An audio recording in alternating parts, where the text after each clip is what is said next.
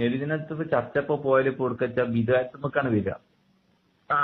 നമ്മളിപ്പോ ചർച്ച വരുന്നത് ഇപ്പൊ വിദായത്താണല്ലോ ഇപ്പൊ ചർച്ച വരിക നബിദിനം ചർച്ച ചെയ്യുമ്പോ.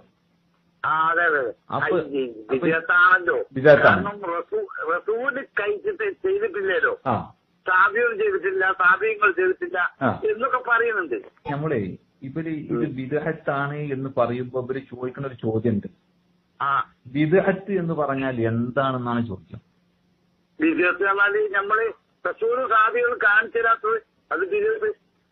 അതില് ചില മൗലവിമാർ ഇപ്പൊ എന്താ പറയുന്നത് അറിയാം നമ്മളോട് ചോദിക്കുമ്പോ, റസൂലുള്ളാഹി തങ്ങൾ ഹജ്ജത്തുൽ വിദാഇന്റെ അന്ന് പറഞ്ഞല്ലോ, അൽയൗമ അക്മൽതുലക്കും ദീനക്കും. അങ്ങനെ പറഞ്ഞു. അത് ആയത്തല്ലേ? ആയത്തല്ലേ? ഖുർആന്റെ ആയത്ത്. നബിയെ നിങ്ങൾക്ക് മതത്തെ പൂർത്തീകരിച്ചു തന്നിരിക്കുന്നു എന്ന് പറഞ്ഞേ.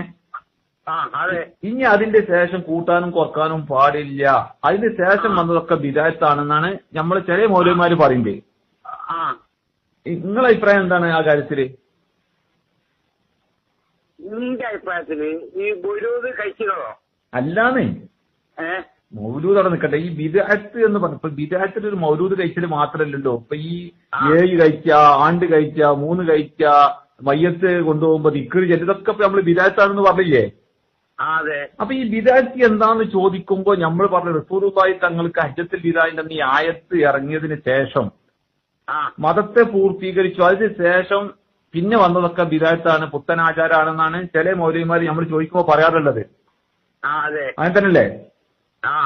അപ്പൊ നിങ്ങൾക്ക് അങ്ങനെ തന്നെയാണെന്ന് ഉറപ്പ് വരുത്താൻ നിങ്ങളെ അഭിപ്രായം എന്താണ്? എന്റെ അഭിപ്രായം നമ്മൾ എന്താ അറിയോ, ഈ വിദ്യാർത്ഥി എന്നൊക്കെ പറയുന്ന രണ്ടു കൂട്ടർ അങ്ങോട്ടും ഇങ്ങോട്ടും പറയുന്നുണ്ട്. അപ്പൊ അതിൽ നമുക്ക് എന്താ തോന്നുന്നത്? തോന്നുന്നത് ഇവരുള്ള സംസാരങ്ങൾ അതുപോലെ ചെയ്യാന്ന് എന്റെ അഭിപ്രായം. ആര് സംസാരം? നമ്മളിപ്പോ രണ്ട് കൂട്ടരില്ലേ, സുന്നികളും മുജാഹിദികളും ഇല്ലേ? അപ്പൊ രണ്ടും പറയുന്നതിന് നമ്മള് അത് മനസ്സിലാക്കുക, രണ്ടും കേൾക്കുക, എന്നിട്ട് സത്യങ്ങൾ ഏതാണെന്ന് മനസ്സിലാക്കുക. സുബ്ഹാനല്ലാഹ്, ഈ സത്യങ്ങൾ ഇപ്പൊ മൗലവിമാര് നമുക്ക് പറഞ്ഞുതരും, അതുപോലെ സുന്നികൾക്ക് ഉസ്താദുമാരും പറഞ്ഞു. ഇതിലിപ്പോ പറയണ്ടേ? അതെ, ഇത് രണ്ട് തമ്മിലും തർക്കം തീരുമാനമാകത്തോണ്ട് നമ്മളെങ്ങനെ മനസ്സിലാക്കേണ്ടതെന്നാണ് ഇപ്പൊ ഞാൻ ചോദിക്കണ്ടേ. ഇപ്പൊ ഉദാഹരണത്തിന് നമ്മളിപ്പോ പറയാം, നമ്മള് മൗലൂദിന് എടുക്കുക, ഉദാഹരണം എടുക്കുക.